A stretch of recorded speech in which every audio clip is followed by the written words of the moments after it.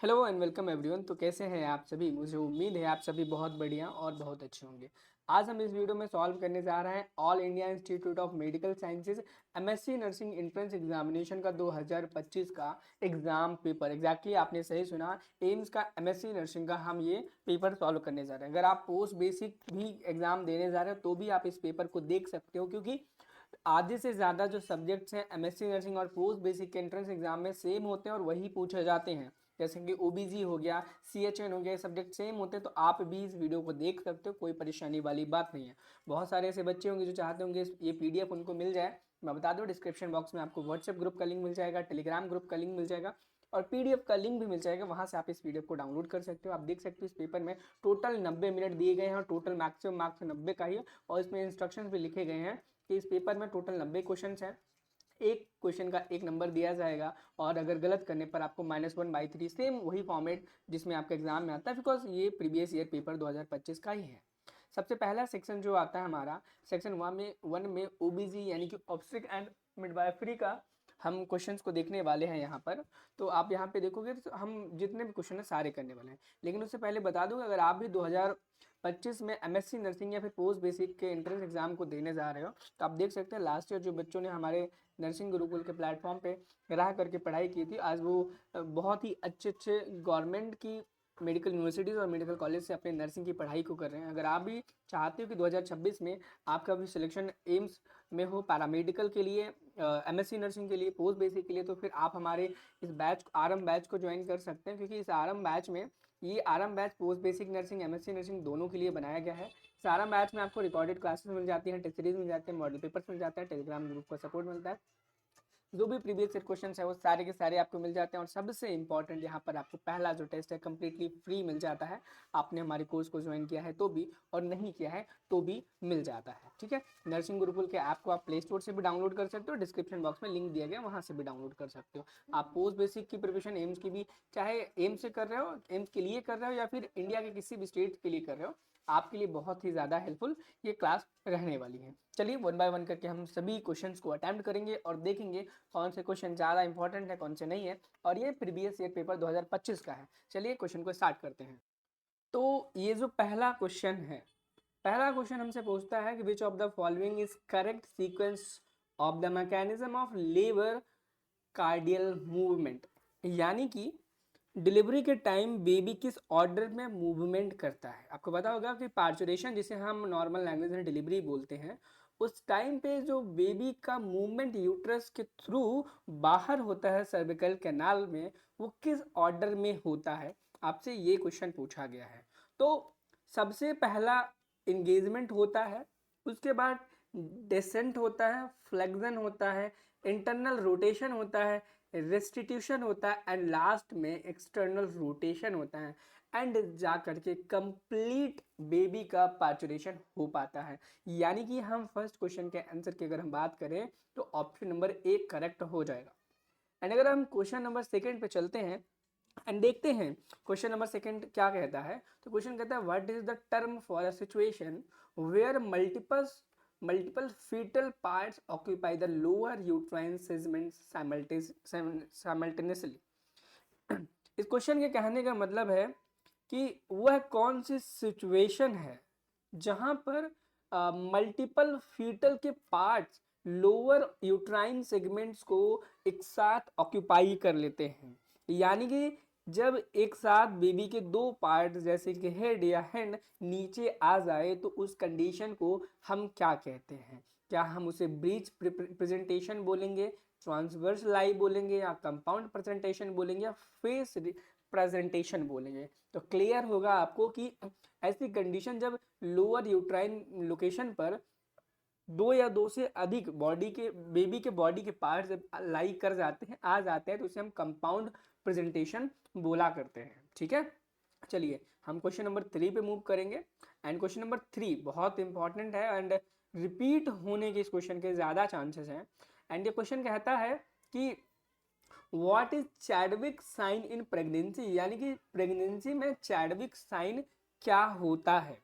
अब देखो, Chadwick sign क्या होता है। चैडविक साइन में जो नॉर्मल वजाइना होती है, नॉर्मल सर्विक्स होती है, इनका कलर प्रेगनेंसी में नॉर्मल टू ब्लूइश हो जाता है। क्या हो जाता है? नॉर्मल टू ब्लूइश हो जाता है, यानी कि फीमेल की जो वजाइना है एंड सर्विक्स उसका कलर नीला पड़ने लगता है, और यही चैडविक का साइन है प्रेगनेंसी में। अब ऑप्शंस अगर आप देखोगे तो सॉफ्टनिंग ऑफ सर्विक्स बिल्कुल भी नहीं है, जो सर्विक्स है सॉफ्ट नहीं होती है कभी भी। Softening of the lower uterine segment बिल्कुल भी नहीं, क्विकनिंग बिल्कुल भी नहीं। एंड यहाँ पे ऑप्शन नंबर 2 यानी कि B, bluish discoloration of the vaginal mucosa and cervix इस क्वेश्चन का करेक्ट आंसर हो जाएगा। चलिए हम नेक्स्ट क्वेश्चन पे मूव करते हैं एंड देखेंगे क्वेश्चन नंबर 4 क्या कहता है। And question number 4 one of the most important मेरे अकॉर्डिंग लगता है पोस्ट बेसिक एमएससी नर्सिंग में इस क्वेश्चन के पूछे जाने की जो प्रोबेबिलिटी है 2026 में वो बहुत ज़्यादा हो सकती है, और एग्जाम में आने के जो चांसेस हैं इस क्वेश्चन के बहुत ज़्यादा है। ये क्वेश्चन कहता है कि a pregnant woman present with sudden onset pain, यानी कि एक महिला को अचानक से पेन होने लगा, like a tender woody abdomen and vaginal bleeding, the most likely diagnosis is। ठीक है, तो ये क्वेश्चन कहता है कि अचानक से एक महिला को पेट में दर्द होने लगा, ठीक है, प्रेग्नेंट वुमेन को दर्द होने लगा। यहाँ पे टेंडर का मतलब है बहुत ही टाइट या बहुत ही हार्ड पेट हो गया उसका, लकड़ी की तरह हो गया, और कौन सी जगह? एब्डोमेन और वजाइनल ब्लीडिंग भी उसको होने लगी। तो इस केस को हम क्या बोलेंगे? क्या प्लासेंटल प्रीबिया बोलेंगे, अब्रप्टियो प्लासेंटे बोलेंगे, टॉपिक प्रेगनेंसी बोलेंगे, यूट्राइन रप्चर बोलने वाले हैं। तो क्वेश्चन नंबर 4 का जो करेक्ट आंसर हो जाएगा अब्रप्टियो प्लासेंटे, इस क्वेश्चन का करेक्ट आंसर हो जाने वाला ऑप्शन नंबर बी। एंड यहाँ पे एक ऑप्शन है एक्टॉपिक प्रेगनेंसी। एक्टॉपिक प्रेगनेंसी काफ़ी बार मोस्ट ऑफ द लाइकली बहुत ही इंपॉर्टेंट एंड मज़ेदार क्वेश्चन बन जाता है, क्योंकि कई बार एग्जाम से डायरेक्टली पूछ लिया जाता है, और बहुत सारे बच्चे ऐसे होते हैं जो नहीं भी कर पाते हैं। तो इसको एक्टॉपिक प्रेगनेंसी क्या होती है? एक्टॉपिक प्रेगनेंसी में ये होता है कि जो इम्प्लांटेशन है, क्या है? इम्प्लांटेशन है वो यूट्रस में ना हो करके यूट्रस के किसी other part as like fallopian tube में हो जाए। कहाँ पर हो जाए? फेलोपियन ट्यूब में हो जाए इम्प्लांटेशन, उसे हम एक्टोपिक प्रेगनेंसी बोलते हैं। चलिए हम नेक्स्ट क्वेश्चन की तरफ मूव करते हैं, अगला क्वेश्चन देखते हैं। अगला क्वेश्चन कहता है the primary management for late deceleration observed on a fetal heart rate monitor is. ये क्वेश्चन कहता है फीटल हार्ट मॉनिटर में लेट डिसेलरेशन दिखे तो सबसे पहले क्या करना चाहिए? ठीक है, समझे? चलो इस क्वेश्चन का अगर हम आंसर देखेंगे क्वेश्चन नंबर 5 का, तो इस क्वेश्चन का आंसर हो जाएगा oxygen administration and positioning the mother in side lying position, option number B इस क्वेश्चन का करेक्ट हो जाएगा। एंड नेक्स्ट क्वेश्चन पे चले, क्वेश्चन नंबर 6 देखें क्या कहता है। क्वेश्चन नंबर 6 कहता है which drug is the gold standard for the managing seizures in इक्लिप्सिया।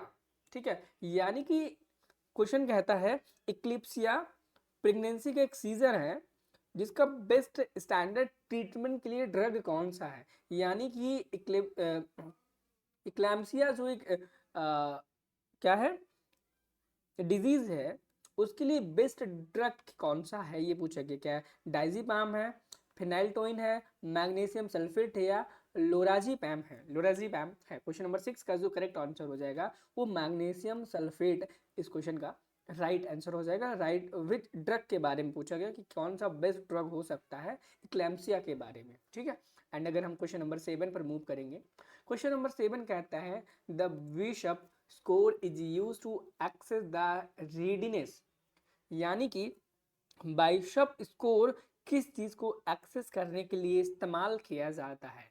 क्या वो फीटल लंग मैच्योरिटी को, इंडक्शन ऑफ लेबर को, पोस्टमार्टम रिकवरी को, नियोनेटल रिफ्लेक्सेस को एक्सेस करने के लिए यूज किया जाता है? इनमें से 4 ऑप्शन है, चारों में से जो करेक्ट ऑप्शन हो जाएगा इंडक्शन ऑफ लेबर, यानी कि जो लेबर होता है उसके इंडक्शन के लिए बाइशप स्कोर इस्तेमाल किया जाता है। ठीक है, अब क्वेश्चन नंबर 8 पे चलेंगे। क्वेश्चन नंबर 8 कहता है a condition where the placenta is implanted over the internal os. ठीक है, तो इस क्वेश्चन का अगर हम मीनिंग जाने, क्वेश्चन कहता है जब प्लासेंटा सर्विक्स के ओपनिंग को कवर कर दे उसे क्या कहते हैं? समझे क्या?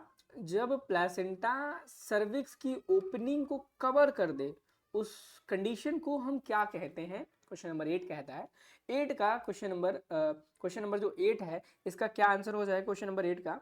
तो क्वेश्चन नंबर जो 8 है इसका जो राइट आंसर होने वाला है वो होने वाला है बी। बी इसका करेक्ट आंसर रहेगा, क्योंकि इस क्वेश्चन बी का प्लासेंटिया प्रेबिया इस क्वेश्चन का राइट आंसर हो जाएगा। चलिए हम नेक्स्ट क्वेश्चन देखते हैं, नेक्स्ट क्वेश्चन क्या कहता है। और नेक्स्ट क्वेश्चन भी आपके लिए काफ़ी ज़्यादा इंपॉर्टेंट है। अब हम क्वेश्चन नंबर 9 की तरफ मूव करेंगे, देखेंगे क्वेश्चन नंबर 9 क्या कहता है। बहुत एक डेटा बेस्ड क्वेश्चन है, ईजी है, थोड़ा सा याद रखने वाला है। क्वेश्चन कहता है the sub occipito bregmatic diameter of the fetal skull measures, यानी कि फीटल स्कल का सबसे इंपॉर्टेंट डायमीटर डिलीवरी में कितना होता है। ठीक है, तो इस क्वेश्चन का जो करेक्ट आंसर हो जाएगा वो रहेगा 9.5 सेंटीमीटर। कितना हो जाएगा? 9.5 सेंटीमीटर। चलिए हम नेक्स्ट क्वेश्चन नंबर 10 पे मूव करते हैं। क्वेश्चन नंबर 10 कहता है कि Spinnbarkeit phenomena is the most characteristics of which phase, यानी कि स्पिन बार्किट जो फिनोमेना है वो किस कैरेक्टरिस्टिक के लिए सबसे इंपॉर्टेंट फेज होता है, ये क्वेश्चन में पूछा गया है। अब ऑप्शन आपसे पूछा गया है यहाँ पर, एक मेंस्ट्रुअल फेज है, ओव्यूलेटरी फेज है, ल्यूटियल फेज है, स्टैमिक फेज है। ठीक है, एंड इस क्वेश्चन का जो राइट आंसर होने वाला है क्वेश्चन नंबर 10 का जो हो जाएगा, क्वेश्चन नंबर का 10 का जो राइट आंसर हो जाएगा ऑप्शन नंबर बी, यानी कि ल्यूटियल फेज। देखा, ल्यूटियल बी ओव्यूलेटरी फेज। कहा गया है कि स्पिन बार्किट फिनोमिना में किस फेज में देखा जा सकता है सर्विकल म्यूकस चेंज, यानी कि इस स्पिन बार्किट जो फिनोमिना है इसमें पूछा गया है कि इस फिनोमिना में हमारा जो सर्वाइकल म्यूकस चेंज है वो कौन से फेज में देखा जा सकता है। तो ओव्यूलेटरी फेज में, सर्वाइकल म्यूकस फेज में आपको चेंजेस देखने को मिलने वाले हैं। अब हम करेंगे यहाँ पर क्वेश्चन नंबर 11 से पेडियाट्रिक नर्सिंग के क्वेश्चंस को। ठीक है, चलो अगला क्वेश्चन कहता है कि which neonatal reflex is characterised by sudden abduction and adduction of limbs in response to a startle। ठीक है, अब यहाँ पे 4 ऑप्शन है आपको। क्वेश्चन नंबर 11 कहता है कि कौन सा रिफ्लेक्स है जिसमें बच्चा अचानक डरकर हाथ फैलाता है। बहुत इंपॉर्टेंट क्वेश्चन है। ये कहता है कि ऐसा कौन सा रिफ्लेक्स है जिसमें बच्चा डरकर अचानक से हाथ फैलाने लगता है। क्वेश्चन ऑप्शन ए है कि रूटिंग रिफ्लेक्स है, बाबिनिस्की रिफ्लेक्स है, मोरो रिफ्लेक्स है, टोनिक निक रिफ्लेक्स है। तो क्वेश्चन नंबर 11 का जो राइट आंसर हो जाएगा मोरो रिफ्लेक्स एक्शन, इस क्वेश्चन का राइट आंसर हो जाएगा। चलिए हम नेक्स्ट क्वेश्चन की तरफ मूव करते हैं एंड देखेंगे नेक्स्ट क्वेश्चन क्या कहता है। एंड इवन बहुत इंपॉर्टेंट नेक्स्ट क्वेश्चन है, what is the normal respiration rate for a human healthy newborn, यानी कि जो एक इन्फेंट होता है, कौन होता है? इन्फेंट होता है, उसका हेल्दी न्यूबॉर्न, जो भी एक हेल्दी न्यूबॉर्न है उसका ब्रीदिंग रेट क्या होता है, इस क्वेश्चन में पूछा गया है। ठीक है, तो जो न्यूबॉर्न होता है या इन्फेंट होता है उसका जो ब्रीदिंग रेट होता है 30 to 60 ब्रीथ्स पर मिनट होता है। एंड अगर हम एक ह्यूमन एडल्ट की बात करें तो 12 से 16 टाइम्स पर मिनट होता है। ठीक है, क्वेश्चन नंबर 13 तक चलेंगे, 13 पर चलेंगे। क्वेश्चन नंबर 13 कहता है कि failure to pass meconium within the first 48 hours of life is highly suggestive of, यानी कि अगर बच्चा 48 घंटे तक स्टूल पास नहीं करे तो कौन सी डिजीज सस्पेक्ट हो सकती है। बहुत ही टफ थोड़ा सा क्वेश्चन माना जा सकता है इसको। पाइलरिक स्टेनोसिस, एंड यहाँ पे और भी जो ऑप्शन ऐसे करके दिए गए हैं। तो क्वेश्चन नंबर 13 का जो राइट ऑप्शन हो जाएगा ऑप्शन नंबर बी। तो इसका जो राइट आंसर हो जाएगा option number B, Hirschsprung disease. And हम क्वेश्चन नंबर 14 पर मूव ऑन करते हैं। एंड क्वेश्चन नंबर 14 कहता है कि non bilious projectile vomiting in last in a 4 week old infant is a classic sign of, क्या वो जेड का है? जेनाइटल को जेनाइटल हाइपरट्रॉफिक पाइलोरिक स्टेनोसिस का है, डिओडिनल अट्रेसिया का है, या ट्रैकियोएसोफेगियल फिस्टुला का है? यहाँ पे क्वेश्चन नंबर 14 क्या कहता है, छोटे बच्चे में प्रोजेक्टाइल वॉमिटिंग किस डिसीज का साइन है? ठीक है, और प्रोजेक्टाइल वॉमिटिंग का मतलब है एक ऐसी उल्टी जो तेज और उछल करके हो, एकदम अचानक से जब वो उल्टी करे तो उसके मुंह से जो भी वेस्ट मटेरियल अचानक से बाहर एक ऊपर जाकर के नीचे गिरे, बहुत अचानक से आगे बढ़े और उछल करके नीचे गिर जाए। क्वेश्चन नंबर 14 का जो राइट आंसर होगा वो क्या होगा, वो कोजेनाइटल हाइपरट्रॉपिक पाइलोरिक स्टेनोसिस होता है। ठीक है, क्वेश्चन नंबर 14 का बी राइट आंसर हो जाएगा। क्वेश्चन नंबर 15 की तरफ बढ़ेंगे अगर हम, तो क्वेश्चन नंबर 15 कहता है the recommended route and site for MMR vaccine administration is. MMR vaccine किस रूट और बॉडी पार्ट में दिया जाता है? क्या इंट्रामस्कुलर डेल्टॉइड होता है, सबक्यूटेनियस अपर आर्म में दिया जाता है, इंट्राडर्मल फोर आर्म में होता है, या इंट्रावेनस हैंड में होता है? क्वेश्चन नंबर 15 का जो करेक्ट आंसर होने वाला है ऑप्शन नंबर बी, यानी कि सबक्यूटेनियस अपर आर्म में आपको ये एमएमआर वैक्सीन दिया जाता है। मैं बता दूं इससे भी बढ़िया क्लासेस आपको मिलने वाली है हमारे बैच में, जो कि आपको वैभव सर यहाँ पे और शौर्य सर पढ़ाने वाले हैं, अगर आप पोस्ट बेसिक एमएससी नर्सिंग के एंट्रेंस एग्जाम की प्रिपरेशन कर रहे हो तो। ठीक है, बाकी क्वेश्चन नंबर 16 की तरफ अगर मूव करेंगे तो क्वेश्चन नंबर 16 कहता है कि which of the following is a red flag indicating delayed social development as 12 month.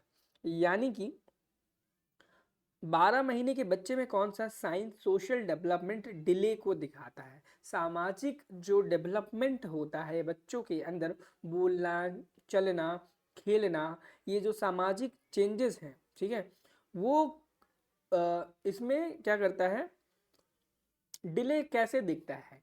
क्या वो नॉट वॉकिंग इंडिपेंडेंटली अगर बच्चा है, यानी कि अगर खुद से वो नहीं चल पा रहा है, तो क्या उसे हम सोशल डेवलपमेंट का डिले बोलेंगे? या एब्सेंस ऑफ सोशल स्माइल, यानी कि लोगों को देख करके अगर वो मुस्कुरा नहीं रहा है, तब हम उसे बोलेंगे नॉट यूजिंग ए स्पून, यानी कि अगर वो चम्मच का इस्तेमाल खाते टाइम नहीं कर रहा है तब हम उसे बोलेंगे। या फिर सिर्फ 2 दांत होना है, ये सोशल डेवलपमेंट का डिले कहलाएगा? तो क्वेश्चन नंबर 16 का जो आंसर हो जाएगा, देखो अब 12 महीने का बच्चा है तो ज़रूरी नहीं है कि वो प्रॉपरली चल पाए, इंडिपेंडेंटली चल पाए खुद से, बिना अपनी मम्मी पापा भाई बहन किसी का साथ लिए। लेकिन अगर वो लोगों को देख करके भी स्माइल नहीं कर रहा है तो ये सोशल डेवलपमेंट का एक डिले माना जाएगा, एंड ऑप्शन नंबर बी इस क्वेश्चन का करेक्ट हो जाने वाला है। नेक्स्ट क्वेश्चन रहने वाला the most common site for intraosseous आयो access in a paediatric emergency is. यानी क्वेश्चन नंबर 17 कहता है इमरजेंसी में बच्चे को इंट्राओसस एक्सेस कहाँ सबसे पहले दिया जाता है? तो क्या वो स्टर्नम में दिया जाता है, प्रॉक्सिमल टिबिया में दिया जाता है, डिस्टल रेडियस में दिया जाता है, या क्लैविकल में दिया जाता है? आप देखेंगे प्रॉक्सिमल टिबिया में क्या दिया जाता है, इंट्राओसियस एक्सिस का दिया जाता है पेडियाट्रिक इमरजेंसी में। ठीक है, क्वेश्चन नंबर 18 पे अगर हम मूव करते हैं तो क्वेश्चन नंबर 18 देखेंगे phototherapy is use to neonates to treat jaundice by converting bilirubin into. बहुत इंपॉर्टेंट है, बहुत अच्छा क्वेश्चन है। क्वेश्चन कहता है कि फोटोथेरेपी में बिलिरुबिन को किस फॉर्म में बदला जाता है? यानी कि फोटोथेरेपी एक प्रोसेस है जिसमें बिलिरुबिन को हम किसी अदर फॉर्म में कन्वर्ट करते हैं, तो उस फॉर्म का नाम क्या है? क्या वो बिलिबर्डिन है, लुमरिबिन है, वाटर सॉल्युबल आइसोमर है, या स्टरकोबिन है, हीमोग्लोबिन है? तो क्वेश्चन नंबर 18 का जो राइट आंसर हो जाएगा ल्यूमिरुबिन है। क्या है? लुमिरुबिन है, जो कि एक वाटर सॉल्युबल आइसोमर होता है। चलिए क्वेश्चन नंबर 19 पे चलते हैं। क्वेश्चन नंबर 19 कहता है the rule of nines for a child differs from an adult primarily because of the size of the. यानी कि बर्न कैलकुलेशन में बच्चे और एडल्ट में क्या फर्क होता है? रूल जो 9 होता है इसमें चाइल्ड और बच्चे में ठीक है, मतलब कि क्वेश्चन में पूछा गया है रूल ऑफ 9 जो होता है ये एक बच्चे से और एक एडल्ट से कैसे डिफरेंट होता है, क्या वो आर्म्स का बेसिस पर होता है, लेग्स के बेसिस पर होता है, हेड के बेसिस पे होता है, या टॉर्सो के बेसिस पे होता है? क्वेश्चन नंबर 19 का जो ऑप्शन सही होगा वो होगा हेड के बेसिस पर डिफरेंट होता है। अब हम क्वेश्चन नंबर 20 पर मूव करने वाले हैं। क्वेश्चन नंबर 20 देखते हैं क्या कहता है। क्वेश्चन नंबर 20 कहता है tetralogy of Fallot TOF includes all the following except, यानी कि क्वेश्चन नंबर 20 कहता है कि टेट्रालॉजी में फैलोट में कौन सा डिफेक्ट शामिल नहीं होता है। ध्यान रखना, एक्सेप्ट पूछा गया है कि टेट्रालॉजी में, टेट्रालॉजी फैलोट में कौन सा डिफेक्ट शामिल नहीं होता है। क्वेश्चन नंबर 20 है। And question number 20 atrial septal defect जो है ये इसमें शामिल नहीं होता है। चलिए मूव करते हैं क्वेश्चन नंबर 21 में, जो कि MSN का रहने वाला है, सेक्शन नंबर 3, और जिसके हम बहुत ही जो प्रीवियस ईयर क्वेश्चंस आए हुए हैं उनको देखेंगे और सॉल्व करेंगे। ये क्वेश्चन कहता है कि which electrolyte imbalance is most commonly associated with multiple myeloma. Question कहता है कि मल्टीपल माइलियोमा में कौन सा इलेक्ट्रोलाइट इम्बैलेंस कॉमन है? क्या हाइपोकैल्सीमिया है, हाइपरकैल्सीमिया है, हाइपोनेटेरीमिया है, हाइपर कैलीमिया है? तो क्वेश्चन नंबर 21 का जो राइट आंसर हो जाएगा ऑप्शन नंबर बी, यानी कि हाइपर कैल्सीमिया इस क्वेश्चन का राइट आंसर हो जाने वाला है। चलिए हम मूव करते हैं नेक्स्ट क्वेश्चन में एंड देखेंगे नेक्स्ट क्वेश्चन क्या कहता है। अब हम मूव करेंगे क्वेश्चन नंबर 22 की तरफ। क्वेश्चन नंबर 22 कहता है the most common early clinical sign of renal cell carcinoma is, यानी कि क्वेश्चन कहता है कि किडनी का कैंसर सबसे पहले अर्ली सिम्टम क्या होता है, यानी कि अगर किसी व्यक्ति को किडनी कैंसर होने वाला है, ठीक है, तो उसके सबसे पहले सिम्टम्स क्या नजर आएंगे? क्या वो पैल्पेबल फ्लैंक मास नजर आएंगे, वेट लॉस में उसे कमी देखने को मिलेगी, पेनफुल हेमेटोयूरिया होगा, यानी कि जो यूरिन होगी उसमें ब्लड आएगा और साथ ही साथ में पेन भी होगा, या फिर हाइपरटेंशन होगी उसको? तो आप देखोगे तो यहाँ पे ऑप्शन आएगा कि पेनफुल नहीं, पेनलेस है, यानी कि पेनलेस हिमेटोयूरिया, यूरिन होगी उसे जिसमें ब्लड आएगा लेकिन पेनलेस होगा, उसमें दर्द नहीं होगा।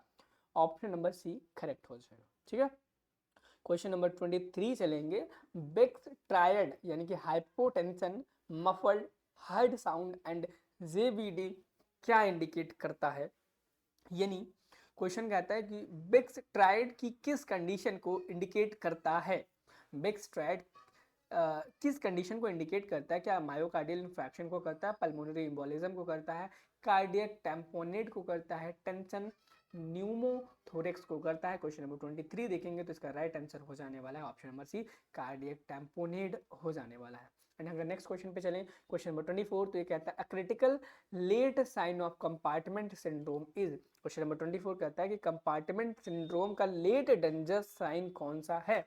तो यहाँ पर आपको चार ऑप्शन देखने को मिलेंगे, पेन और पैसिव स्ट्रेच, पल्सनेस, परिस्थेसिया, एडिमा। तो क्वेश्चन नंबर 24 का जो करेक्ट आंसर हो जाएगा पल्सनेस। ठीक है, क्वेश्चन नंबर 25 पे चलेंगे। Hemolytic uremic syndrome HUS is characterized by AKI thrombocytopenia and, ये क्वेश्चन कहता है कि HUS हीमोलाइटिक यूरेमिक सिंड्रोम की थर्ड कंपोनेंट क्या है? यहाँ पे micro angiopathic hemolytic anemia, leukocytosis, hyper natremia and polycythemia. यहाँ पे चार ऑप्शन दिए गए। तो पहला ऑप्शन जो माइक्रो एंजियोपैथिक हेमोलिटिक एनीमिया है उसको हम राइट टिक करने वाले हैं। नेक्स्ट क्वेश्चन पे मूव करेंगे। नेक्स्ट क्वेश्चन कहता है which condition is characterised by a normal PO2 but significantly low SpO2, यानी कि किस कंडीशन में PO2 नॉर्मल होता है लेकिन SpO2 लो होता है? क्या COPD में होता है, कार्बन मोनोऑक्साइड पॉइजनिंग में होता है, ARDS में होता है, या फिर अस्थमा में होता है? क्वेश्चन नंबर 26 का option number B, carbon monoxide poisoning correct answer हो जाएगा। चलिए हम नेक्स्ट क्वेश्चन नंबर 27 पे मूव ऑन करते हैं। ये क्वेश्चन कहता है इन chronic pancreatic the serum amylase level is often, क्या एक्सट्रीम हाई होता है, नॉर्मल और स्लाइटली लो होता है, मीजर्ड एवरी आवर, या नॉट रेलिवेंट होता है? क्वेश्चन नंबर 27 का करेक्ट आंसर हो जाएगा नॉर्मल और स्लाइटली लो। एग्जाम्पल में 80 यूनिट्स कंसिडर कर सकते हैं। क्वेश्चन नंबर 28 की तरफ चलेंगे। क्वेश्चन नंबर 28 कहता है Trousseau's sign and Chvostek's sign are indicative of. ठीक है, तो क्वेश्चन कहता है टॉरस एंड चोक्स साइन किस डिफिशियंसी को दिखाते हैं? क्या हाइपरकैल्सीमिया है, हाइपोकैल्सीमिया है, हाइपोकैलेमिया है, हाइपर नेट्रेमिया है? यहाँ पे 4 ऑप्शन है, 28 का बी करेक्ट ऑप्शन हो जाएगा, हाइपोकैल्सीमिया है। ठीक है, क्वेश्चन नंबर 29 देखेंगे। क्वेश्चन नंबर 29 कहता है कि the drug of choice for a patient in status epilepticus is, यानी कि ओरल, यहाँ पे 4 ऑप्शन दिए गए। अब देखो, मेरी अगर आपने ऑलरेडी कभी क्लासेस की होंगी तो मैं जितने भी क्वेश्चंस कराता हूँ उनमें से एक क्वेश्चन आपको होमवर्क में जरूर देता हूँ। तो इस क्वेश्चन में स्टेटस एपिलिपेटिकस का ड्रग पूछा गया है, कौन सा होता है? इसे आपको कमेंट में हमें बताना है। कमेंट में आप लोग को लिखना है Q29 एंड उसके बाद जो करेक्ट आंसर होने वाला है उसको लिखना है। एंड हम लास्ट क्वेश्चन को देखेंगे कि a Glasgow coma scale GCS score of 3 indicates, यानी कि जीसीएस स्कोर 3 का क्या मतलब होता है? Minor brain injury, fully awake, deep coma, brain death. Question number 30 का जो राइट आंसर हो जाएगा वो हो जाएगा डीप कोमा। अब आप देख सकते हो आगे भी यहाँ पर क्वेश्चन है जिन्हें हम पार्ट 2 में कवर करने वाले हैं। मे बी मैं कराऊँ, मे बी अदर टीचर कराए, बट आपके जो क्वेश्चन हैं उन्हें कंप्लीट कराया जाएगा। चलिए मिलते हैं पार्ट 2 में, और पार्ट 2 का वीडियो का लिंक भी आपको डिस्क्रिप्शन बॉक्स में मिल जाएगा। चैनल पे नए थे अगर आप, तो चैनल को सब्सक्राइब आई थिंक आपने कर लिया होगा। डिस्क्रिप्शन बॉक्स में व्हाट्सएप टेलीग्राम ग्रुप का लिंक होगा, उसे ज्वाइन कर लेना ताकि आपको ये PDF कंप्लीटली मिल जाए और आप सारे 90 के 90 क्वेश्चन को प्रैक्टिस कर पाओ और 2026 में अपने एग्जाम की तैयारी बहुत अच्छे तरीके से कर पाओ। चलिए मिलते हैं नेक्स्ट वीडियो में। Thank you, have a nice day, bye bye.